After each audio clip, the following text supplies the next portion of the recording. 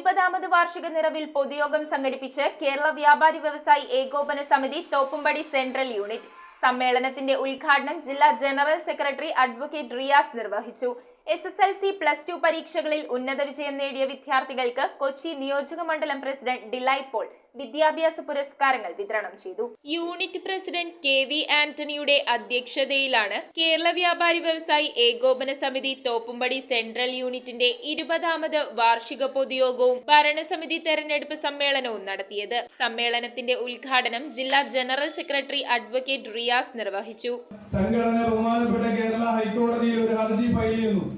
അതിന്റെ അകത്ത് ഏകോപന സമിതിയുടെ സംസ്ഥാന നേതൃത്വം ചൂണ്ടിക്കാണിച്ചത് മാലിന്യ സംസ്കരണം തദ്ദേശ സ്വയംഭരണ വകുപ്പിന്റെയും സർക്കാരിന്റെയും ഉത്തരവാദിത്വമാണ്. അതിന്റെ ഭാഗമായ മാലിന്യ ശേഖരണത്തിന്റെ ഉത്തരവാദിത്വം വ്യാപാരികളുടെ തലയിൽ കെട്ടിവെക്കരുത്. കൊച്ചി നിയോജക മണ്ഡലം പ്രസിഡന്റ് ഡിലൈറ്റ് പോൾ SSLC +2 ഉന്നത വിജയം നേടിയ വിദ്യാർത്ഥികൾക്ക് വിദ്യാഭ്യാസ പുരസ്കാരങ്ങൾ വിതരണം ചെയ്തു. യോഗത്തിൽ ജില്ലാ vice president Abdul Razak, secretary KA Joseph, Kochi നിയോജക മണ്ഡലം general secretary PC Sunilkumar, unit പ്രസിഡന്റുമാരായ റിഡ്ജൻ Rebello, Raphael Xavier, Daniel Antony, youth wing ജില്ലാ ട്രഷറർ S കമറുദ്ദീൻ, യൂണിറ്റ് ഭാരവാഹികളായ PL John, KM Rafeeq, Joseph Francis തുടങ്ങിയവർ സംസാരിച്ചു.